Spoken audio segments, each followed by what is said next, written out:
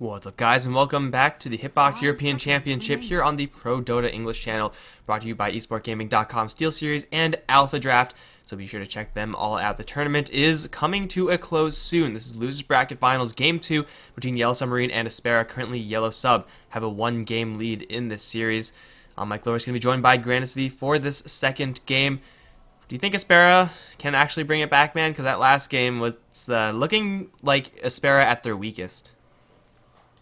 I think they can, and I hope so. A lot of it comes down to whether or not they're able to get an advantage from their aggressive plays. When they're ahead, they smoke, they go for ganks. When they're behind, they smoke, they go for ganks. And it's just up to them drafting around that play style if they can pull it through. And I think the biggest issue in that first game was Aspera not having supports that are very conducive to that style. Rubik and Naga Siren inherently are fairly defensive supports. You kind of want to wait until later on. You want to get these big teamfight turnarounds with the Song of the Siren that we never really saw. The last couple teamfights, songs were good. Don't get me wrong, but before that, they weren't available since they were usually used to save the Naga Siren herself. So I like the Winter Wyvern Darkseer opener a little bit better, I think. For Aspera, it'll let them set up their mid-game teamfights a little bit easier. Shadow Fiend will be, again, the choice for Yellow Sub. Alright, so Aspera now have their offlane hero, they have their support, and Yellow Submarine gonna grab that mid lane. Shadow Fiend had a pretty rough time in the very early stages, but with all the skirmishing from Yellow Submarine, they were able to take them pretty comfortably.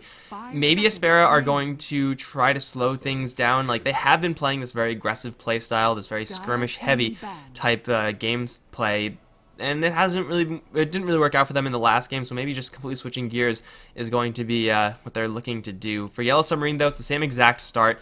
And even though Shaker Shadow Fiend didn't really work a ton together in that lane, it is still a really good combo that Aspera have to worry about. Pretty interesting to see Yellow Sub go for the Shadow Fiend so highly on the Dire side. Usually the Shaker Shadow Fiend opener is one you'll see whenever Radiant has second pick, and it's a very potent combo with that, but now Aspera are going to have the Luna for their own team. I'm a little bit concerned for Yellow Submarine going into game number 2. You do something, it works, but going into game number 2 with that same playstyle might prove to be to their disadvantage. Well, it's going to be a Luna as the third pick here for Aspera. It did, again, get off to a really good start there for Yellow Submarine, their own Luna, since Tron just happened to get a whole bunch of kills. That certainly doesn't hurt. Aspera are very comfortable with this playstyle. It looks like they're not going to deviate too far away from what they're comfortable with. This might be the first game where we actually see Oblivion play a non-gyrocopter hero. And, well, he's been playing, very actively, very roam heavy. For Luna, you will be able to sometimes do that, but not nearly to the degree of a gyrocopter. So Aspera may have to slow things down, even though they do have that Luna pick, just because, of that hero. Well, as far as what else it could be, in combination with the Shaker, the usual suspects are pretty much banned out. They're going to prefer a ranged support here, and I think Disruptor might be another good pick, but it's going to be a Sky instead. A lot of range poke, although not necessarily the best at killing off the Darkseer in lane, is really good against stopping Winter Wyvern's Cold Embrace from being effective. If they're frozen in the middle of a teamfight, just drop a Mystic Flare on them, and that usually does the trick. This is also going to force Luna into getting a very early BKB, else she just gets 100 to 0'd by a Mystic Flare. So if she doesn't get that, well, she'll just die, so she needs to, and then the time is going to eventually get shorter. So it's an aggressive support pick for Yellow Submarine, and I do like it. Also, it is going to make the Wyvern's Embrace not nearly as good. You make someone like Luna stand still for a Mystic Flare, and then Scarith Mage is completely okay with that. So it is kind of a nice counter to the Winter Wyvern as far as that is concerned, but Yellow Submarine just have to be concerned that they just have to worry about not getting run over in the early game. If they hold, if they get off to any sort of advantage and keep Aspera away from Aspera's desired game plan, then Yellow Submarine will be free to do pretty much whatever they want. Whether that's push, whether that's farm, they'll probably have the control to get away with any game plan. Well, as far as the next pick for Aspera, Nightstalker was not the one I'd have in mind, but it does fit the playstyle of both of these teams, I suppose. I was going to mention something like a Sand King, but sure, Nightstalker, why not? It's right up Aspera's alley, right? Like, they love this aggressive playstyle, as we keep on mentioning, and our Zeke does play this hero quite a bit. I mean, he's playing like all these melee supports, and Nightstalker to join with Luna, you do get some, I guess, Knight synergy, so superpowered Knight heroes.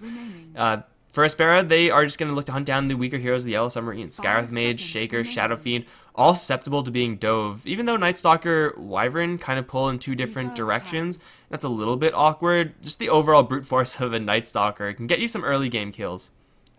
Especially on squishies like Scarith Mage or even Shadow Fiend to a lesser extent, before he's able to pick up those big items. The first nighttime is the big window for those kills. Another question is how Aspera going to lane it. Might just be a Night Stalker Darkseer off lane. A Surge Iron Shield Night Stalker is terrifying early game. You would expect the Night Stalker to be kind of on the roam, like an aggressive Earthshaker type style. Whether or not you can actually get anything done really depends on the positioning of Yellow Submarine, where the Earthshaker is especially. But yeah, this Night Stalker does have a lot of upside, and then it is going to be a Sand King. So yeah, you're right on the money, except on the other team. For Yellow Submarine, Sand King, yeah. It seems reasonable here, but if you're looking to stack up in jungle, that's where you don't want to see Night Stalker on the other end. I don't think it is going to be a jungling Sand King outright. Pretty sure this is going to be going into the offlane for Yellow Submarine. Offlane Earthshaker is, although possible, I'd much rather have it protect the Shadow Fiend in mid, have Scarith Mage +1 go top, and have Sand King left to his own devices. He can always back off and take those stacks later on if they're prepared for him adequately, which they probably will, but as an offlaner this game, I'm pretty sure he could function, especially if Night Stalker is playing the aggressive role that you expect. And he will have maybe an okay time in lane. It really is a question of how much pressure Aspera apply to the Sand King. Because as Sand King, as an offlane Sand King especially, you are still reliant on the jungle. You'll have to back off there eventually simply because you're not expected to just win the lane. Maybe best case scenario for Yellow Submarine, it's like a Darkseer versus Sand King lane, in which case you're good to go. You do whatever as Sand King, get Caustic Finale, go wild. But, I would expect Aspera to try to sit on the Sand King as much as possible, delay that Blink Dagger, and try to keep the tempo up. Storm Spirit's not going to be the pick, nor is Anti-Mage, both of those heroes getting the boot, and Aspera should be looking for their mid lane hero right now. Templar Assassin was banned out earlier. I hate to say Wind Ranger again, simply because the last one from Undershock was kind of mediocre, but it still seems like that might be the best pick. Instead, it's going to be a Dragon Knight. Combos nicely timing-wise with the mech on Darkseer and with the Luna getting her levels up and getting ready to push. It's a very much timing-based draft coming out from Aspera. As this game drags later, of course they do have a Luna that can scale, and Dragon Knight with farm is also terrifying, but in order to get that farm, they're going to need these early towers to fall. That said, I think they probably will, and I like Aspera's lineup quite a bit. Yeah, this time it's a lot more comparable to the Yellow Submarine. We both favored Yellow Submarine's draft in the last game, and now I think we're a little bit more on board with Aspera. We did see Undershock in the last series up against Green Squad just destroy them with the Blink Dagger Dragon Knight, and Yellow Submarine have heroes that are very susceptible to that as well. Shadow Fiend will eventually get a BKB, but if any of these heroes get stunned, maybe not a Viper, but if any hero minus Viper gets stunned with a Blink Dragon Tail, they will be in a lot of trouble, especially if there's a Night Stalker and Luna to follow that up. Viper is the last pick for Yellow Submarine, looking to go towards that safe lane. It is a very anti-Night Stalker hero, at least Night Stalker resistant hero, and it is, kind of defensive. Yet I think a defensive carry is appropriate here, since the Aspera are looking to play aggressively. Yeah. So I think this draft is a lot more even than the draft we saw in game number 1. The X factors for either team, Night Stalker, especially for Aspera, and Scarith Mage for Yellow Submarine. It depends on who's going to have the better time. If Night Stalker gets off to a good start, this is going to be a very difficult game for Yellow Submarine to get the farm in their jungle, as they're going to be constantly invaded by smoke ganks coming out from the majority of the Aspera lineup, I'd want to say, or at least like Dragon Knight plus Night Stalker. Quickly, let's introduce our lineups. It's going to be our Zeke playing on that Night Stalker, opening up with boots first, Undershock on the Dragon Knight, Oblivion on the Luna, Winter Wyvern by Star, and last but not least, Darkseer by Afterlife. And for Yellow Submarine, they're going to give Wind the Sand King with NY and the Shaker. So offlane Shaker, support / jungle Sand King. We'll talk about that in a bit. Barash is going to be playing the mid lane SF. Kant is on the Skywrath. And following up the rear, very slowly, is the Viper played by Tron. So we discussed the Sand King offlane, how that will pretty much operate. The Shaker is not going to have as many defensive tools. Pretty much, makes just as much use of the experience that you get out of lane. And now the Sand King is going to be even more reliant on the jungle, with 5 heroes from Aspera going up into the enemy woods, and especially off of last game, the wards that they placed. Seems like they, well, actually aren't going to place as many wards this time, but they are going to probably apply a lot of pressure to this jungle and make Sand King's life difficult. Looks like both of these teams want to remake. Seems that they got a bad server, and just looking at the pings, they're pretty close across the board, but on the high side. It looks like it's playable, but better now than later. Seems like the admin is not here, maybe? Otherwise, we would probably get a definitive answer. The servers have not been friendly to us in the past couple days.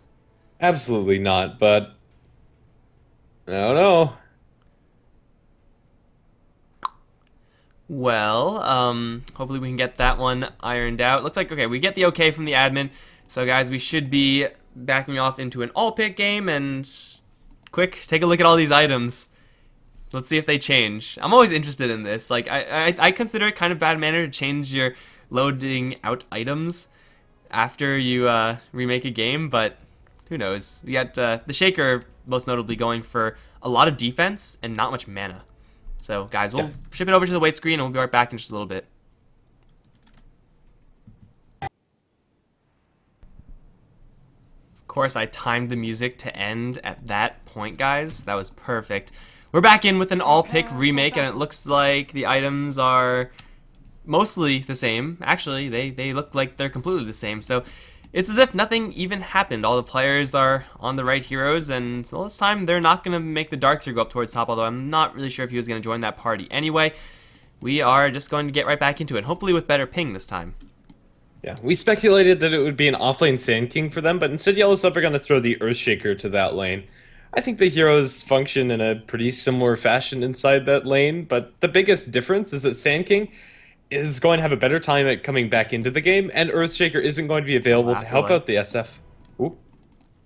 Well, he's in fissure range, but I don't know if there's enough follow-up. They land the Burrow Strike. They need a concussive if they're going to get this kill, so that they can land some poison attacks. Body block, that might just be as good. Afterlife can't really get away from this Sand King. Here comes the bolts. Still no poison attack from the Viper. Afterlife can get to the trees, but another Burrow Strike going to cut him off, and Afterlife's going to die here, giving first blood to Barrage. That is huge. Not only is he going to get a much faster bottle, but his souls, he has a lot of them now. He has so much damage. Up to 12. This completely changes the dynamic of the lane. Already a bad one for Dragonite, to be fair. But now Undershock is completely out-damaged. There's no other way to put it. Dragonite's already a hero that struggles pretty heavily with base damage. As far as melee heroes are concerned, he's one of the lower ones, with only 49 without the branches. Undershock, excuse me, is going to have a very fast bottle, so be able to breathe fire, spam out CS, but that should be the only CS he's getting, is this Shadow Fiend should have this lane on lockdown, unless they kill him. But I don't see them doing that either, especially since it's dual lanes from Aspera that I, for one, did not expect. Nightstalker Luna up top, and Winter Wyvern Darkseer bottom, and it looks like this might be a good read, as Viper and Skywrath were intending to go aggressive. Man, this is not a good lane on this bottom side for Aspera. Just Darkseer versus Viper is a lane that he can push in, yes, but Tron is very resistant. Eventually will get resistant to that Ion Shell harassment with the corrosive skin, and they're leading Shaker up towards the top lane right now. Usually Shaker can't really afford to get into a fight with this Nightstalker, but having gone for both Stout Shield and Ring of Protection and really not much mana regeneration, he can actually get into a fist fight and maybe not necessarily come out ahead, but at least draw even, and that means that Aspera can't really apply that much pressure up on top. Bottom lane they can't apply any pressure, and mid lane we can already see Barrage at such an advantage. We pretty much never see a Shadow Fiend get that first blood like that because he doesn't have much damage to contribute, but now he's actually going to get pushed back by the Winter Wyvern. Whole bunch of Arctic Burn. He has his bottle working for him soon, Barrage, so expect this lane to be held by Undershock, but not really super fun for him. He's going to get chipped down, and especially with the Skywrath Mage arriving, Undershock's lane just got a little bit worse. Yeah, and now Shadow Fiend's going to pick up a lot more momentum, and in fact, if there ever is a situation to go the second point into Necromastery, this might just be it. He's not going to, but I think it might have been a reasonable choice since he's already maxed out at souls and was from a very early point. And Wind is already starting to maybe look towards his jungle, at least start getting the pulls going. Maybe even not for himself. Maybe he just wants to get it for his friendly Shadow Fiend so that Barrage can get even more ahead in this game. The Sand King, worth noting, has opened up with Boots level 1, which does indicate a little bit more of an aggressive roaming playstyle. But in the meantime, bottom river, they get into a fight, raises two of them, land on Afterlife. The third one not available just yet. Third one will be held, and it will be everyone to escape with their lives. But Sand King with these Boots is going to look to make kills happen. Top lane, though, I'm not really sure if that's possible. You're going to be going 2 melee heroes, 2 clunky strength heroes into the Luna. Yeah, the biggest question is where, and mid lane also not the easiest of kills. It's a Dragon Knight to go up against, although Burrow Strike into double raises would very easily be enough to get that kill. There's not a good angle. Although right now, maybe, Undershock is pushing very aggressively into the SF, but SF also doesn't have enough mana for any more than just one of his Shadow Raises. Yeah, he'll start sending that bottle back, however, and you'd expect it to eventually equalize itself. Bottom lane, Darkseer, he's shoving it for all he's worth. And that's nice and everything, but a safe lane Darkseer should have more than 3 CS over the 12 to 10 from Tron. Again, Corrosive Skin makes him really resistant to these Ion Shells, and the Nether Toxin is going to be super useful, but you wouldn't expect Tron to be dominating this lane this much. I don't know. With Nether Toxin damage, it's really easy to deny out the Ion Shell that Afterlife is putting out, and although he can supplement his lane farm with a little bit from the jungle, it's just not a good lane by any way, shape, or form for the Darkseer. It's pretty much functioning as a safe lane Viper versus an off-lane Darkseer, and although under normal circumstances that's good, it really is coming at the cost of any of the farm that they would have gotten inside the jungle. Mid lane, traded blows from either side, Arctic Burn one way, and really annoying Arcane Bolts going the other. It's going to be a fairly even HP trade, slightly favoring Aspera. So we have 2 heroes on the Yellow Submarine side who typically do go for Mech, Viper, and Shadow Fiend. Obviously, they're not both going to go for it, so what do you think the adaptation is here? Do you think Viper just goes for a little bit more of the damaging build, just going Aghanims first? Do you think Barrage is the one to go for a Yule Scepter or something like that? I don't know, it's mostly up to personal choice. I think the mech for the Shadow Fiend, the Aghanim Scepter for the Viper makes sense, and it looks like that's kind of how they're going to itemize. Tron seems that he wants to get a magic wand with his branches, and Shadow Fiend maybe not so much, but we'll just have to wait and see. No, wand flying out to the SF, it's really just up to how they want to play it. Yeah, I think the distinction really isn't that severe. This is first nighttime phase. It's a level 2 Night Stalker, which is unfortunately kind of par for the course, as much as I love Night Stalker. As a roamer hero, level 2 can only do so much. It's still one of the more dangerous ones. He's going to make Wynn's life very difficult, but a quick Burrow Strike out with the boots, he'll be able to keep himself safe. Aspera has spotted out this massive stack. However, the only AoE that they have up right now is this DK, who's not even level 6 yet. He's going to wrap around with double damage onto Barrage. He's going to lay into him. I don't know if this is going to be up for a kill, but it's going to be really close. Concussive's going to come in. Now Barrage can turn around for a raise. Undershock still fighting to death. Will Breathe Fire get the kill, but should die in exchange. Tower shots will bring him down. Star putting a lot of damage into Convert now. Now here comes Arzeek. Void just for the slow, and then the beatdown is going to commence with Arzeek. One more paw swipe. Going to make it a 1 for 2 in favor of Aspera. Meantime, up towards top lane, Oblivion somehow got behind this tier 1 tower. Juking out, though, from the Shaker, looking for a stun, will miss. Burrow Strike will not, and Oblivion has to fight his way out, but he's a level 5 Luna versus only a couple of weakened strength heroes. He's actually going to find a way out of here. Another enchant totem's going to miss, and Y's going to get beamed down. Now here comes Barrage. Just wants this kill, and he will get it as well. Second kill for the Shadow Fiend. But ultimately, the kills numerically are going to favor Aspera. But since Shadow Fiend's the one to get the kill on the Luna after all of the action in mid, it is going to very severely lessen the sting of dying. Now back up to max souls. Is going to have a pretty good time in lane. Now Undershock and Arzeek are coming in from the sidelines, wanting to catch out Windax as he looks to farm this stack, but little does he know there's 3 enemy heroes on this high ground. Well, he's not going to go up that high ground. Afterlife is also going to arrive. They just want to steal the stack. They're also going to find Wynn, though. Burrow Strike on the 2 plus Sandstorm. Do they not have any detection? It seems like they don't. Arzeek sitting in the Sandstorm. Vision as well. Gonna get dropped immediately. Now Undershock is gonna hit with the Viper Strike off to the sidelines. He's silenced. He has no hope at all. Ion Shell might steal a couple of these creeps. Star's gonna look to deny himself to the Golems, and he will be successful in doing so. I don't know who actually was able to clear the majority of those creeps, but Yellow Submarine get 3 kills.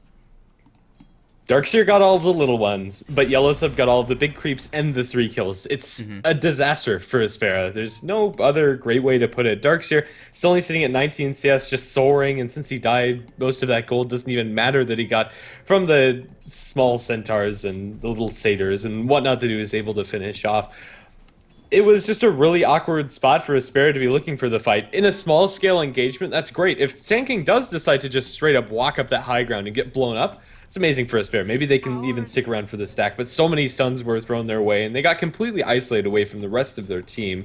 Night Stalker and Luna up towards top might be able to strike on the Earthshaker Skywrath, but 3 to 6, Yellow Sub shouldn't have expected to be in this situation now. You know, I actually do like that move from Aspera, even though it did go south.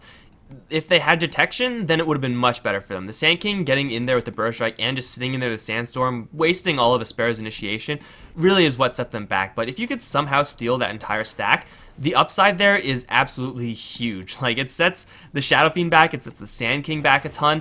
Now they're going to be behind, but it's still going to be a dive towards top. Fissure going to land onto 2. Kant is here with the bolts, dropping our Zeke fairly low, but the heal from Star is going to keep him alive for a little while longer. Barrage is going to try to go for Oblivion. This is a Luna, however, with level 6, and they're going to respect that. They're going to decide to go for the Winter Wyvern. A couple more right clicks will drop him. Barrage going to actually die to the beams. Tron even going to eat a couple, but now here comes the follow-up from the Skywrath Mage. The damage, is it going to be enough? No, not quite. Luna TP's back to base. A 2 for 2, however, Yellow Submarine lose their Shadow Fiend and their Shaker, who is level 6 at this point. Considering the Shadow Fiend's start in the lane, he's not as out of control as he could be, since he has died twice. 2-2-2 is a pretty middling KDA, and as far as net worth is concerned, he's pretty much tied with the Luna. You'd expect the Shadow Fiend to be doing a lot better now, especially since there have been so many jungle stacks prepared for him in particular. They gave the medium camp stacks to the SF instead of the Sand King. It's 8-5 still, Yellow Submarine with a kill lead, and crucially do have a Sand King who hasn't died, has grabbed 4 assists, and therefore is sitting at 1,500 gold. He's only level 4, which is awkward. Like, we might have like a really low level Sand King with a Blink Dagger, but as long as Sand King has a Blink Dagger, I'm pretty sure Yellow Submarine are going to be completely okay with that. It'll give them a much more responsive way to approach this game, and given Aspera's tendency to play aggressively, mid lane unshocked, 1 raise, 2 raise after a fissure. That's why you don't want to let Shadow Fiend and Shaker be picked up by the same team. Given the aggressive nature by Aspera, the more responsive Yellow Submarine can be, the quicker they'll be able to get in there with the Blink Dagger, the better off they'll be. Absolutely. Well, as far as the advantage for either side, nothing too significant. A slight advantage for Yellow Sub across the board, but nothing that Aspera can't fight through. Despite the Dragonite dying a lot, he's still managed to find his levels and can still look to push down those tier 1s, but oop.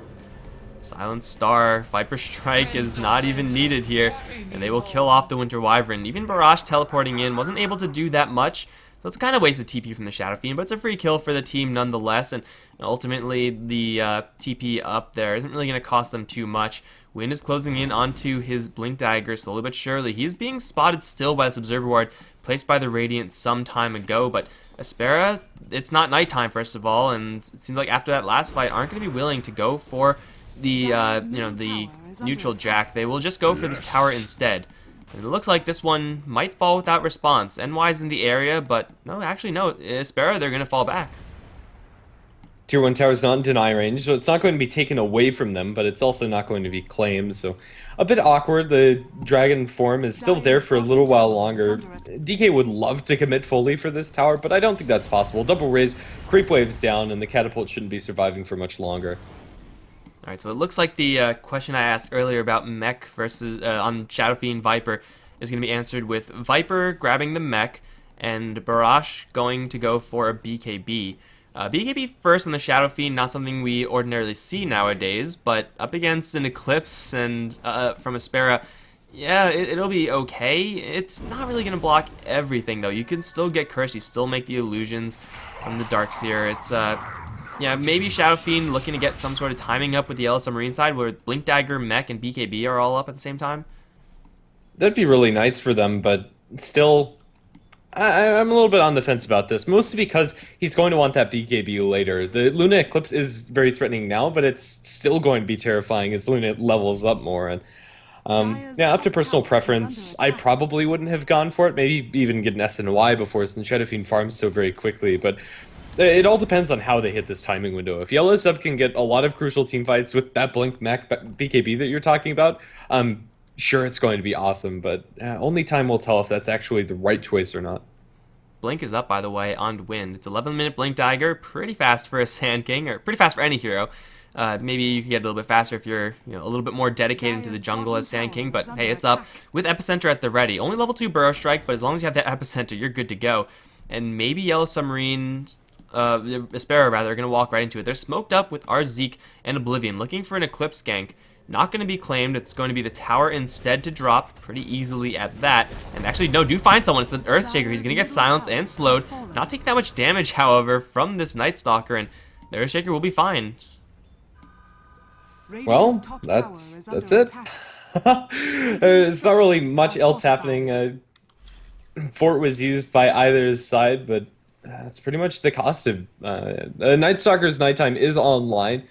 But really, our Zeke hasn't been involved in that much. 1, 2, and 1. Night Stalkers tried to make these rotations, but they haven't worked. The second nighttime phase is going to be absolutely crucial for Aspera. As if they don't get a lot of momentum under our Zeke's belt, this Night Stalker pick is going to feel very awkward and not effective at all if he doesn't do well now.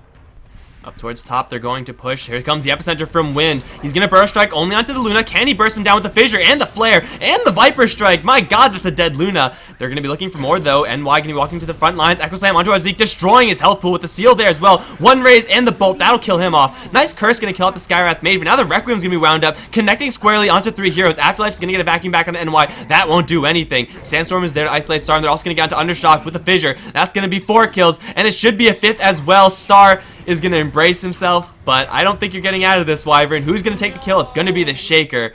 Initiation from the Sand King, not the best. Commitment from Yellow Submarine. Focus Fire, not the best. But Aspera just have no recourse once that Luna drops. No Eclipse there. Yeah, even though it wasn't the flashiest of plays coming up from Yellow Sub, they're very easily able to brute force it. As you said, the Luna is crucial for the damage output that they have in the fight. Luna down, who actually does anything. Winter's Curse was okay, kills off the Skywrath Mage, but that was all that they had in the tank. Aspera were completely down, so it's okay that Yellow Sub commit absolutely everything. Burrow Strike onto our Zeke, Fissure to block, Enchant Totem is there to stun, Barrage is there with the raise to steal the kill.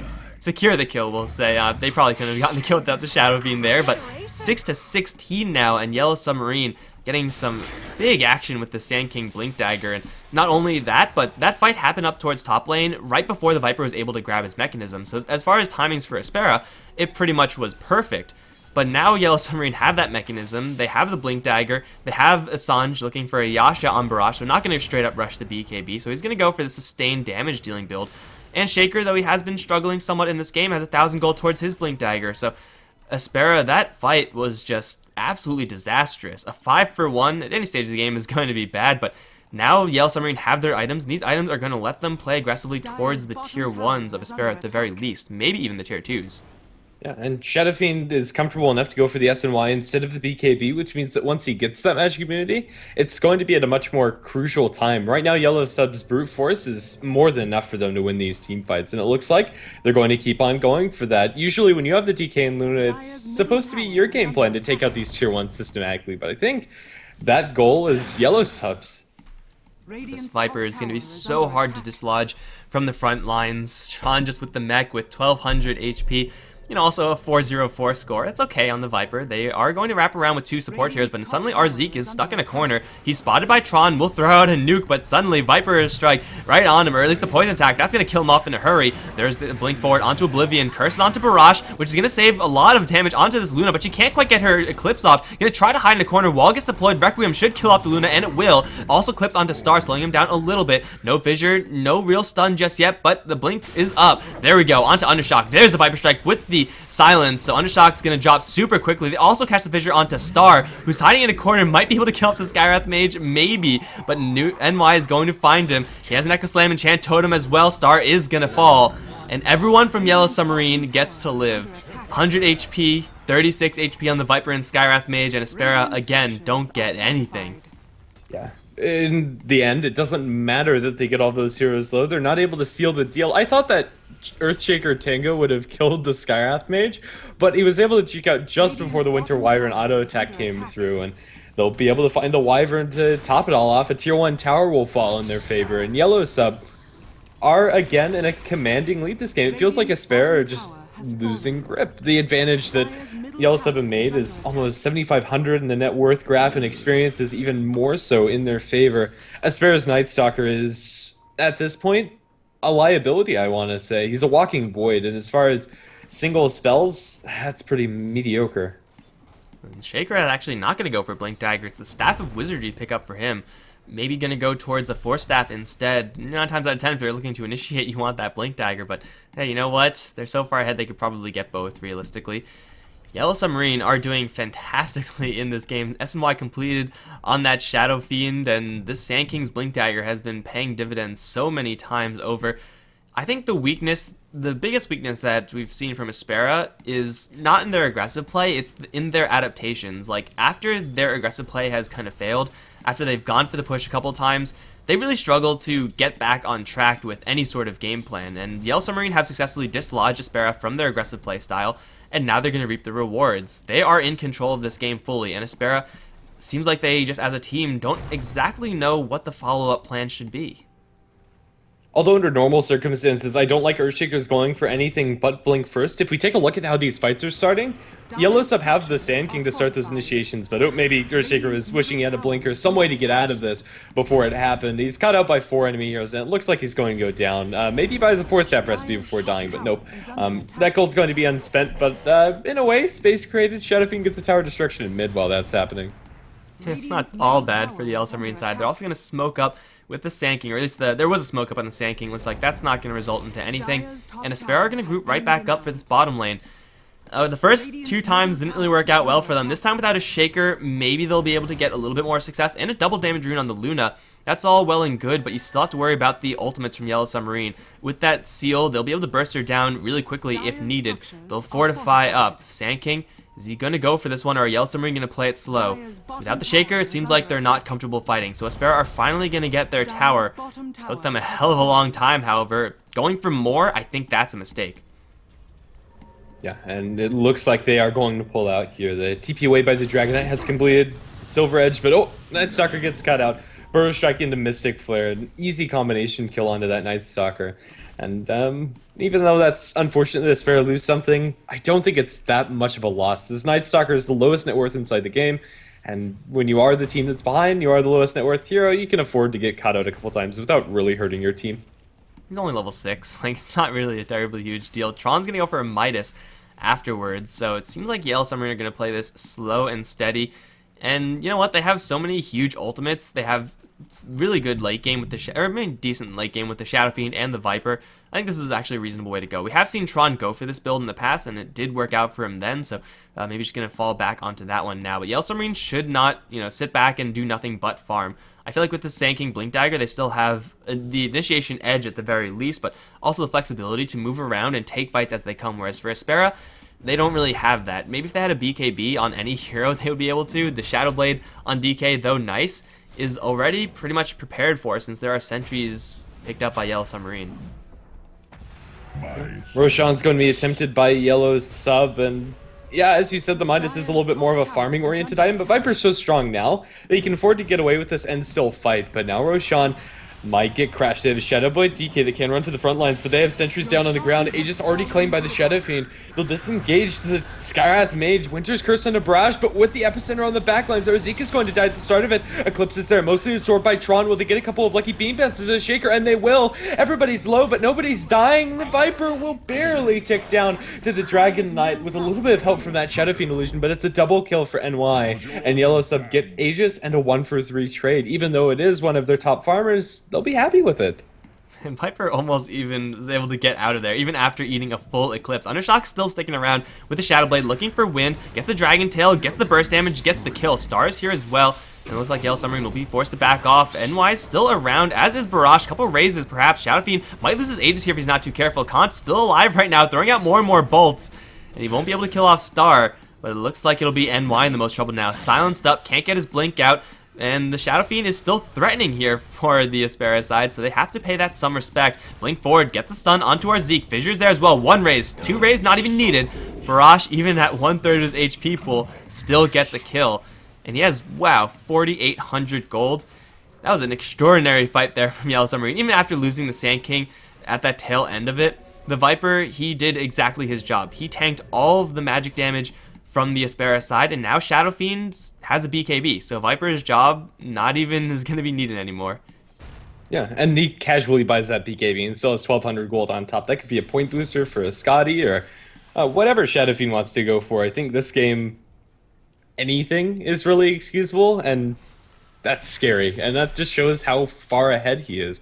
Compare his net worth to that of the Luna, he's leaps and bounds ahead when it comes to completed items. Luna has drums, Sanj, Akila, magic wand, power treads.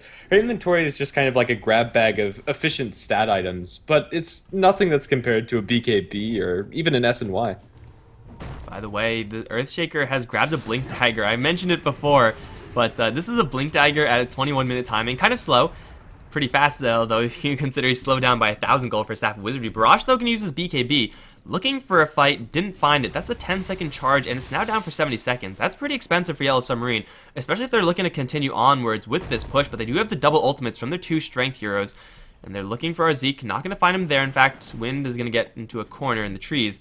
But with Epicenter, Blink Epicenter, and Blink Echo Slam, Aspera have got to be really careful with their positions. There's still an Aegis in the Shadow Fiend as well, so even if he does not have this BKB available, he has a double life, and that's maybe just as good.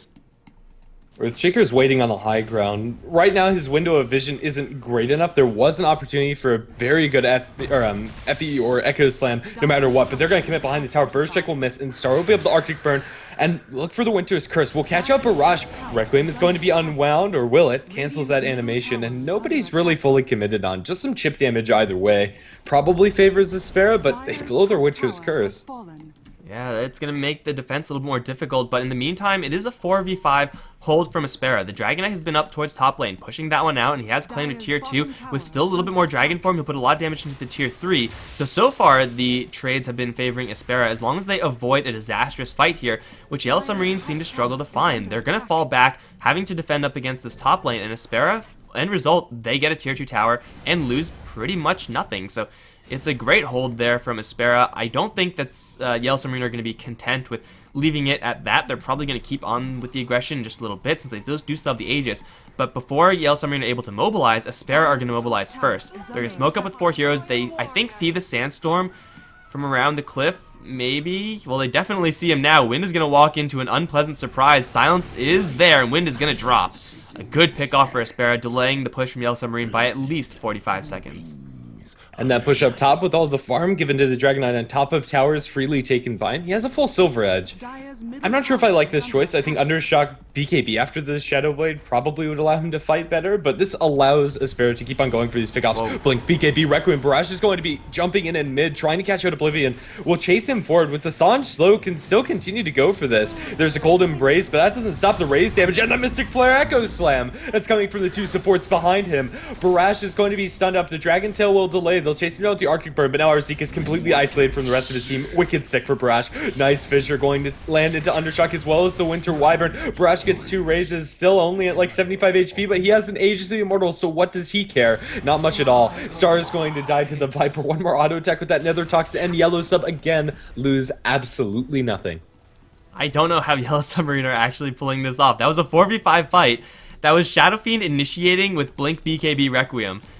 Seriously, when do Shadow Fiends ever do that? Yet it somehow works out because Aspera have, again, no answer to a Shadow Fiend who's all alone with BKB up. In theory, you would be able to Winter's Curse him and have his allies take him out, or at least occupy his time.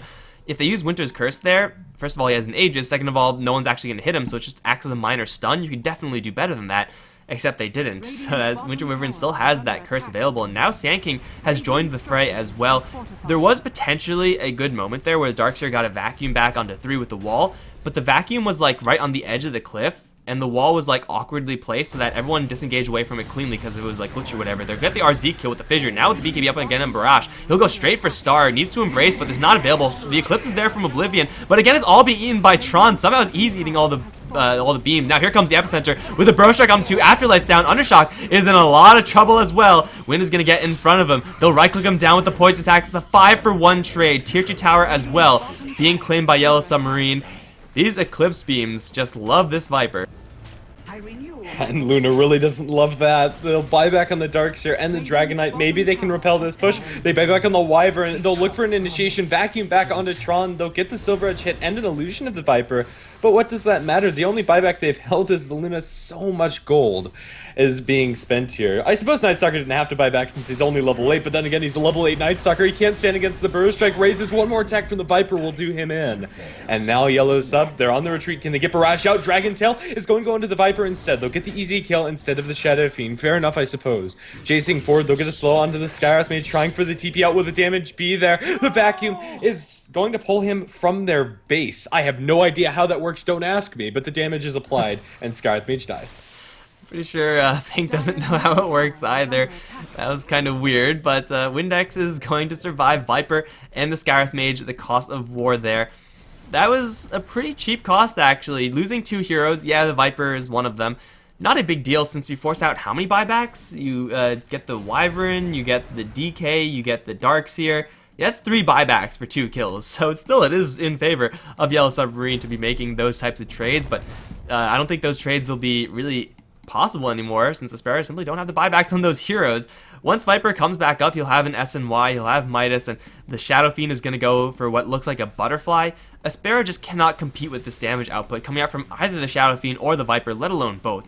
The Dragon Knight's Silver Edge is doing okay, but I can't help but feel that he would be doing a lot better with the BKB, but even then, he's just more net worth to compete with this farm coming out from Yellow Submarine. Like, Shadow Fiend is pretty much doubling up the, or maybe not quite, but is a lot ahead of this Dragon Knight and Luna. And maybe even more concerning for Aspera is the fact that there's a gem on the Sand King. Without map control and without vision, you can't go for smoke plays like this. Right now they have 2 wards up, and they're going to try their best. It's somewhat of a Hail Mary here. If they can get a good initiation, that's one thing, but right now Yellow Sub are so grouped up that if they find somebody, it might end up being their undoing. Sand King will blink up to the high ground. He has Burrow Strike and Force to get down. He kind of wants to just wait for the blink, but will force eventually, as Winter's Curse is going to be held. They're looking for an initiation. They're going to find themselves the Skywrath. They'll get the Void, but a Burrow Strike catches out too, with the Requiem being on round. Echo Slam on those same 2. Good vacuum, but what does it matter when there's no follow-up? Not much. Afterlife is going to be chased, slowed down. He has the Surge, so try to run himself out of there. Looking for the blink TP. Will they get out? He will. Nice blink. But it doesn't matter. That was Aspera's aggressive move, and they lose 3. Hail Mary, man. That is exactly what that was, and it didn't work out. That was a fight without the Luna. So they were looking for 1 hero. 2 heroes max for Aspera. Instead, they line up for a 3-man Burrow Strike, Fissure, and then, just all chaos was unwound. Skywrath Mage, yeah, he got the seal off pretty quickly, so the Wyvern couldn't even get the curse out in time, and it's just another disaster for the Aspera side. This time, Yellow Submarine, they're going to, at the very least, take this tier 2 tower. They can either slide up towards top and take that one. Roshan is not going to be responding for quite a long time, but they still have the Epicenter. They don't have the Echo Slam from the Shaker anymore, nor do they have the Requiem, so they're not going to take everything. The game's not over yet, but Aspera, they're bleeding out heroes, and Yellow Submarine are getting further ahead with each passing minute. I don't want to press this button, but I will. It's a 15k net worth lead for Yellow Submarine in both Golden Experience. And here's the gameplay for Aspera. Go for risky items. It's a Mask of Madness for Luna. This is terrifying for Oblivion to be going for. If she gets caught out by anything, she's dead. But I think she kind of has to. She needs to keep these lanes pushed, and they need to be able to capitalize on pickoffs if they come their way. I don't think it's a good choice, but I think it's a necessary one. Yeah, you never really want to be doing this as a Luna, unless you're like super far ahead, and you already have, like SNY, BKB, workings on a Satanic, like a Helmet of Dominator or something like that, then, or maybe not Helmet of Dominator, because then Mask of Madness gets weird, but there are situations where this is going to be an item where the downside matters very little. This is not one of those games, especially up against dual blinkers of the Shadow of the Earthshaker, as well as the Sand King, and hell, even the Shadow Fiend. Like, just blinking into the Luna and then right-clicking her just once, it's like, wow, that Luna is gonna lose a good amount of her HP pool. Again, this is a Hail Mary, and for Aspera, they really have to rely on this, and you never really want to. Roshan is not gonna spawn just yet. Seems like Skywrath Mage got demoted from Hero to Observer Ward. He's going to spot that, and Aspera, maybe that's their best chance to actually take a fight in the Roche Pit, where Wall Vacuum gets ridiculous, where you get relevant Dragonite splash damage, and you have the Eclipse and Curse. Maybe. I think that's probably their best hope. It's either that or High Ground, and although Aspera would like to be going for that play, I don't think they have another smoke available. It's not going to restock for 2 minutes, and just knowing how they play, they smoke every time it's up, whether they're ahead or behind. And now it's Yellow stuff to catch them out. Yeah, that's such a dead Wyvern. He just wanted to cast something. He just wanted to get some experience, but instead he got nothing but death. They also might intercept the Courier. No, they're not running that direction. No, they're going to blink for it. And they're going to go for Oblivion instead. It's only NY here, though, and he knows that the Luna has an Eclipse, so in a bad place to be. They do intercept the Courier in the end. Well played. And they actually do still see Oblivion. They're going to try to pull out this Eclipse, but in the meantime, Aspera is pushing up towards top. Eclipse is going to be used, do literally no damage, and now Oblivion's going to try to run away with the Mask of Madness, but there's a Burrow Strike waiting for him. Don't miss it, Windex. There it is. Oblivion is definitely going to fall up towards top. Tier 3 tower, taking a little bit of damage. In fact, Undershock's damage might be enough to claim it, and he will get it, but at what cost? Because here comes Tron. The Dragon Knight's hiding in the corner, still with the Silver Edge. It's going to be Arzeek to hit with the Viper Strike. Instant TP out. Flare not in range, and Kant going to get Dragon Tailed and brought down. But now Undershock stuck in a corner with no Silver Edge for 8 seconds. He's going to fight to the death. He's not actually taking that much damage. He might actually be able to get Invis out of there, but not with the Burrow Strike coming in from Wind. They'll get the kill on the DK. Yeah, they take down Tier 3 and a Skywrath Mage, whatever. Yellow Submarine still have the high damage core heroes alive. They still have the stunners alive. Skywrath Mage is fully expendable. The gold trade from that, I'm going to say, is pretty close to even. It's a Luna, a Courier, a Dragon Knight for a Tier 3 tower and a Skywrath. If you're behind, I think you're okay with that. It's still bad because of the distribution of the gold for Yellow Sub, and since they're able to get Roshan immediately after the fact. But I think they have to keep on going for those risky plays, but every time you roll the dice when you're behind like that and it fails, you get so far behind. And we're getting to the point where it's almost not something to come back from. The advantage, or at least the gaining of the advantage for Yellow Sub has slowed, but with a second life on Shadow Fiend, I don't see them being repelled, really. Evasion on the Shadow Fiend with Magic Beam, if he just pops his BKB and wails on the tower, what can Aspera do? What's the counterplay? I don't think there is one. Luna with Mask of Madness actually is a pretty decent pusher to exposed Raxes, so maybe if Oblivion gets onto this top lane and is able to sneak in there with the Mask of Madness turned on, she'll be able to take even Rax trades, because still Yellow Submarine, though they are massively ahead, they haven't taken any significant structures from Aspera. No Raxes have been claimed for the Yellow Submarine side. They may lose Star. No, he's actually going to fly away with the Glimmer. If they are able to somehow make Rax trades, Aspera will be in such a great position. I don't know what the hell is going to have to happen for that to become a possibility, but that and high ground, at least Aspera have some options. The chances of winning is not zero. It's just very close to it.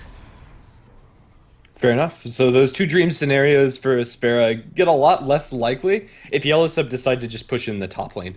The side lanes aren't in a situation to where Aspera can hope to go for those high ground pushes unless they can deal with these tier 2s first, and that probably means Dragon Knight committing his ulti for him, and he really doesn't want to do that either unless he's in a fight or hitting tier 3s himself. So I think Yellow Sub just taking the slow and steady pace is going to mean that that chance is nearing closer and closer towards that 0%. Tier 2 up top is still standing. It's free gold, effectively. I don't see Aspera trying to contest this.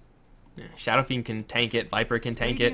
They actually both have, coincidentally, the same exact health pool, which is kind of cool. But the split push from Aspera, they're shoving bottom lane, they're shoving mid. Not shoving it fast enough, however. Even Yellow Submarine working through backdoor protection. Eventually the creep wave is going to get here, and it will drop.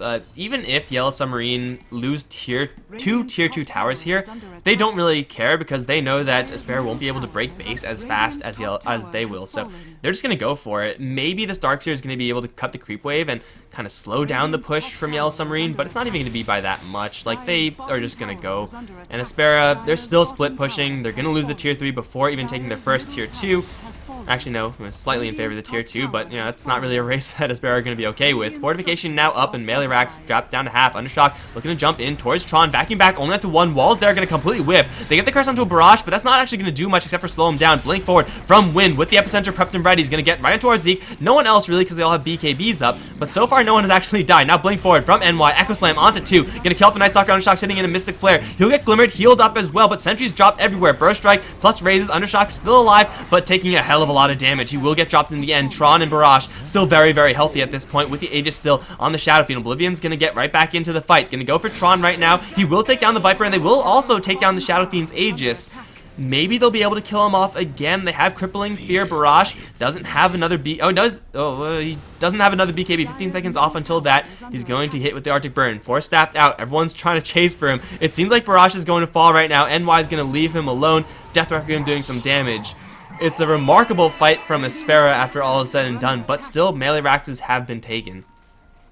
Yeah, the buyback on Night Stalker, I'm not even sure if it's worth mentioning. His item progression already up until this point was completely shot, so him buying back isn't a big cost for Aspera to pay. Had they held the melee barracks, that's huge for Aspera, but now that melee barracks are down, Yellow Sub will find that pushing the bottom lane especially, or pushing into their next set of barracks, is going to be a lot easier, as they'll probably have to commit either the Luna or Dragonite to dealing with that lane, or at the very least, a Darkseer, and Aspera need everybody that they can get.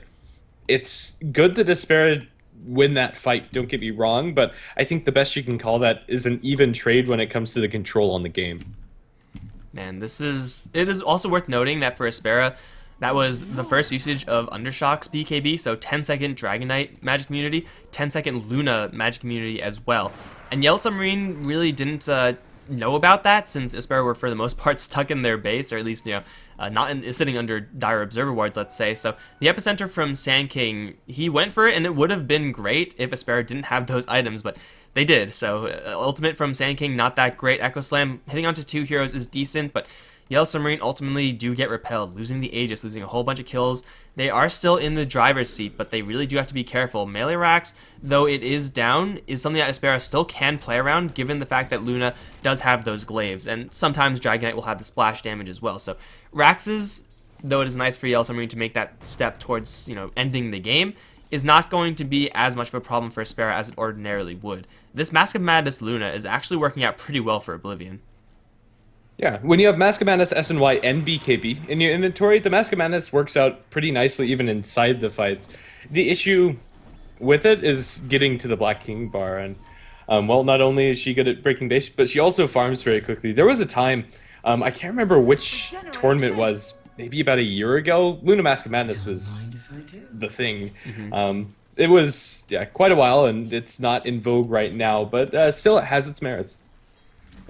Maybe it's going to make a comeback. You'll see. She's going to go for her Butterfly next, so a hell of a lot of attack speed and decent damage as well. Like, Mask of Madness gives you a lot of attack speed, doesn't give you any damage, but this is going to be very shortly mitigated by Oblivion.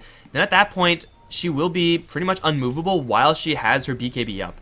Once that's down, Burrow Strike, Fissure, a whole lot of pain, but won't really be easily set up by a Blink, simply because the Glaives will be bouncing and should be canceling those Blink daggers, at least for the most part, making it difficult for Yellow Submarine to get on top of her. So, it is not a super common item on Luna nowadays, but the Hail Mary, at least this one, seems to be working out pretty decently. Now Yellow Submarine, you could see, they are at least a little bit slowed down in their game plan. They have another smoke coming out. They're going to smoke up with 4 heroes.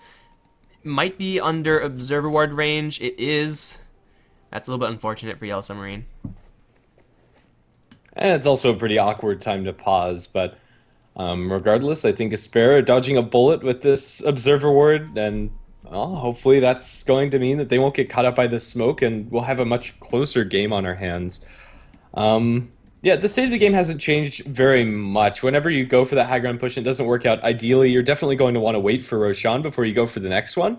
But is it even going to be the Shadow Fiend to hold on to that Aegis? I'm thinking not. He almost has 5,000 gold in his bank, and you'll probably want to just fill your slot instead of having an Aegis the Immortal there, and put that instead on the Viper, who is a little bit further behind when it comes to net worth. MKB maybe to get that last slot in. He already has the travels. Sanjayasha can be replaced by a Scotty. They pretty much accomplish the same thing. And, well, they have very similar builds, the Shadow Fiend and Viper. So you would ideally like to have the Aegis on the Shadow Fiend, since he typically does do a little bit more damage than the Viper. But damage item versus Aegis, I think you still probably try to get it on the Shadow Fiend. This is also, I believe, a Cheese Roshan, so they'll have like even more items to go around. All right, fair enough. So cheese on the Viper, Aegis on the Shadow Fiend, and then have that damage item for after. Or you sell the SNY and get like MKB and Aegis. Maybe that's a little bit too risky with the damage, with the health pool. Yeah, I don't like that move nearly as much, because then his only stat item that's changing his HP is BKB, and that's very, I don't know, awkward. I don't know, it wouldn't have been my personal choice, but it's definitely understandable. Let's see, Sanjayasha, if he sells it, you can get quite a bit. You can't get Scotty gold from it, though, can you? Yeah, you can. You can, yeah, it's easily 1,000. So sell Sanjayasha, get Scotty, grab the Aegis. Yeah, I don't know. I'd rather have buyback and Aegis Alright. than Scotty instead of Sanchosha. Gotta remember that even though it is Yellow Submarine with a good amount of control, they're pretty much setting the pace of this entire game. If they do lose a team fight, like decisively without buybacks for whatever reason, Dragon Knight pushing, Luna, Mask of Madness pushing will destroy the Yellow Submarine base very, very quickly. Like, dangerously quickly for Yellow Sub. So, Turning those saving fights, buybacks though, is important. yeah. Turning those fights, however, is going to be really difficult for Aspera because right now their initiation is a Blink Darkseer, which is okay, and a Blink Wyvern, which granted is also okay, but they're kind of down a Night Stalker at this point. He's 3-13-2. And I don't think that's because the Night Stalker himself has played particularly poorly. It's just he hasn't had any impact during the windows where Night Stalker is usually a threat, which is the first 15 minutes of the game. It was, I think, that fight where, way back when Aspera were trying to steal that giant stack away from Yellow Submarine, that really set the pace for the Night Stalker. Like, he got obliterated. If he survived that, if Aspera had any sort of decent fight there, and they probably should have, then this Night Stalker will definitely be doing a lot better. Probably would have his Aghanims by now, but since he died that one time, that was like the first nighttime gank, he just hasn't had anything go well for him ever since then. And he's not even going to go for a super useful item for Night Stalker 40 minutes in the game. Like, it's nice for the vision, I guess. But at this point, if you're Night Stalker, you just, like, buy auras, right? You, like, get a Vlad's, you get a Heaven's Halberd or something like that, and try to be useful that way. Yeah, I think so, because right now he's pretty much a... Even if he... Okay, right now he doesn't have the Aghanim Scepter, and it's not even a thing. He's Void, and he's the Darkness effect for the reduced ward vision, which, although okay, is on too long of a cooldown to be super relevant. Once he has the Aghs, he's going to be a glorified Beastmaster Hawk.